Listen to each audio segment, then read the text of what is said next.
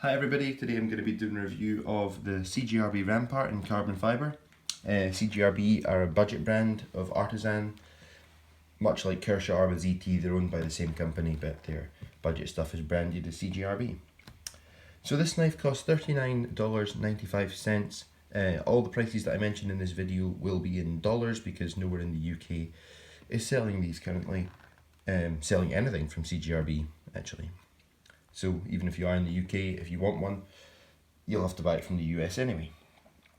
This knife has a D2 steel blade, carbon fibre laminate handle and ceramic ball bearings for under $40. So it's certainly shaping up to be a very impressive budget knife, but we'll have to see. So it is a 3.5 inch blade. There's a Kershaw bare knuckle and a ZT0562CF. It is 8.25 inches overall. It's a pretty standard size.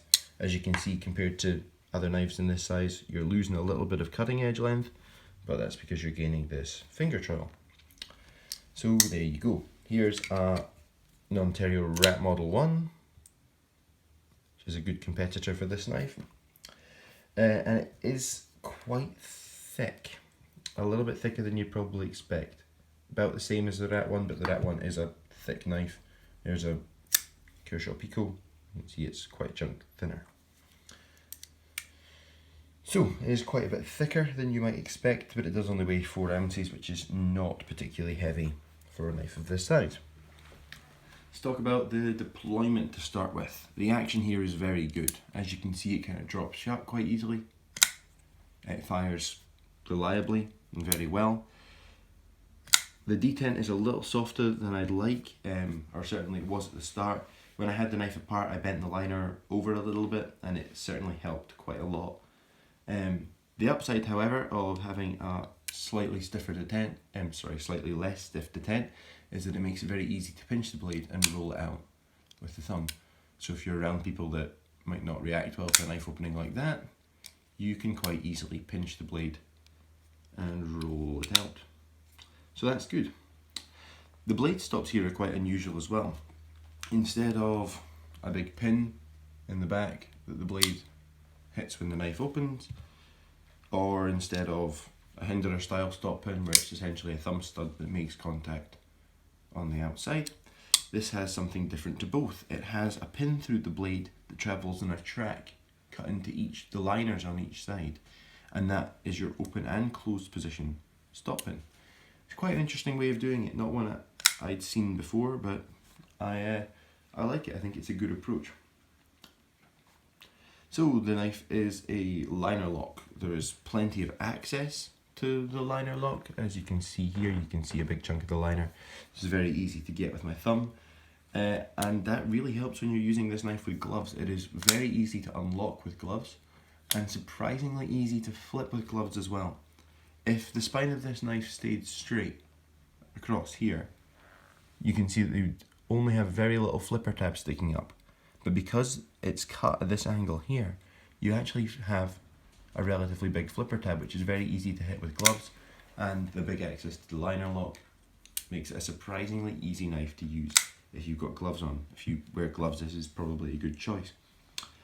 The lockup is about 80%, which is quite far over, but it's not really a problem. It's certainly not something I'm concerned about at a knife of this price. There's no blade play to speak of, up, down, or left or right. Okay, the materials. The scales are G10 with a carbon fibre laminate. I don't usually like them, like this Ontario Rat Model 1. I don't think the scales here look particularly good, but on this knife, I think it actually looks really good. There are plain G10 versions without the carbon fibre layer available in a few different colours, and they are for sale for about $37, which is $2 or so cheaper than this carbon fibre model. And there is a full copper version available for $53 as well, which will of course be far heavier than this one here. This knife has full steel liners. Well, all of them have full steel liners, all different models of this knife, and 2 standoffs in the back, which is, to be frank, absolutely plenty, and it's a nice simple way of putting a knife together. So So I mentioned earlier this knife has a blade made of D2, which is a very good steel. Great edge retention. Some people complain about D2's corrosion resistance. I don't really think that's an issue for 99% of us. Unless you live and work in a very wet environment and your knife blade is wet for a long time, I don't think it'll be an issue for you. D2 is commonly found on knives that cost 2 or 3 times as much as this one, so it's very good to see here. For example, this Ontario Rat 1 cost me not far off the same money, and it's an OS 8. The Rat 1 in D2 costs a chunk more, so D2 is a good steal for the money here. The quality is good for the money as well. There are some little things, like maybe see that chip just there. It did come with that, and on the liner lock itself you can see there's a couple little tiny little nicks in it, but all very, very minor stuff, nothing worth complaining about on a knife of this price. The handle screws are T6, which I don't usually like, but they seem to be pretty good quality, all things considered. I do wish they'd made them T8 like the pivot. Now the pivot is tooled on both sides. It's T8 here and T8 here, which is fairly common because a lot of knives have free spinning pivots. So on this ZT, for example, if I put a bit in here and turn it, the other side will spin with it. I need to put a tool on one side to hold it still, tool on the other side to turn it. But interestingly, that's not the case here. This side of the pivot fits into like a D-shaped hole. So this side of the pivot can't spin. Only the show side pivot can spin.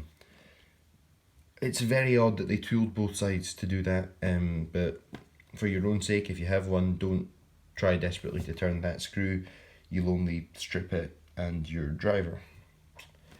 Once you know that, however, this knife couldn't be much easier to take apart and put back together. It's 3 screws, it all comes apart, it all goes back together easy, and it comes back to having no blade play and a good action pretty easily as well. So that's all very good, especially on a knife with bearings, because you probably will have to take it apart at some point, if you want to keep the action good anyway. So this knife has the same deep carry pocket clip as almost everything I think CJRB have done so far, but unfortunately they've favoured the lanyard hole above the clip. So if I put that bit of plastic under, you can see it would carry very deep. It carries very straight though, but it would carry very deep if it wasn't for this lanyard hole just sticking up far above the top of the pocket, which kind of defeats the purpose of putting a deep carry clip on. And they could have also made the knife far more space efficient if they hadn't bothered with the lanyard. You can see the blade stops in line with this kind of first standoff here, so they could have just basically cut that chunk off the back. As someone who's not a fan of lanyard holes, I would have very much liked to see it without the lanyard hole, but some people are, so if you do like a lanyard on your knife, you'll probably quite like this. It is very narrow in the handle, but it does also carry very straight in the pocket, like you saw when I had it on that piece of plastic. It carries very straight in the pocket, it doesn't hide off to the back. It's not bad in the pocket, and it is only 4 ounces, so yes, it's certainly not a bad knife in the pocket, but it isn't the best knife in the pocket either. The blade shape is somewhere between Wharncliffe and Cleaver. Full straight edge blades are something I'm a big fan of. They're very good for utility tasks or EDC type tasks, opening boxes, that kind of thing. The blade stock here is surprisingly thick on a knife like this. You can see that the blade thickness, let's put up against the ZT, who's known for using very thick blades. Yeah, you can see it's not far off the thickness of the ZT. Probably a chunk thicker than the bare knuckle. Yeah, a little bit thicker than the Kershaw bare knuckle. So it is quite a thick blade stock, but it does have a very nice high grind.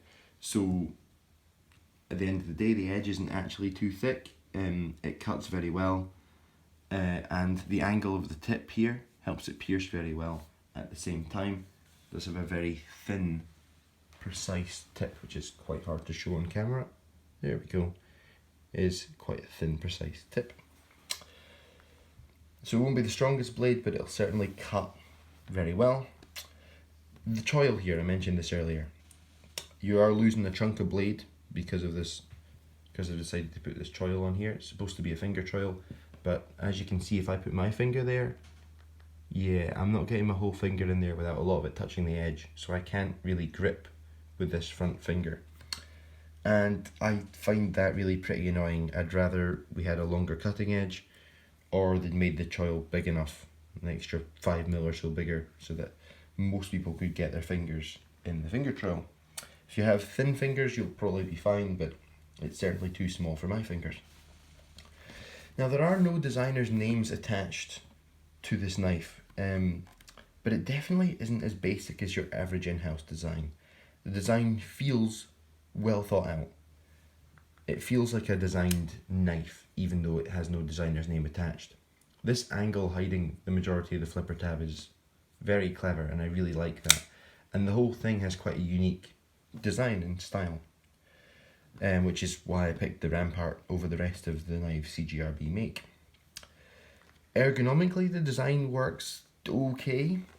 It certainly isn't the grippiest thing in the world, but there isn't really any hot spots either, so not too bad. It is made in China, but like I said, the model starts under $40, and $40 for the material here is frankly very impressive. So overall, I think it's staggering value for money. It certainly isn't flawless.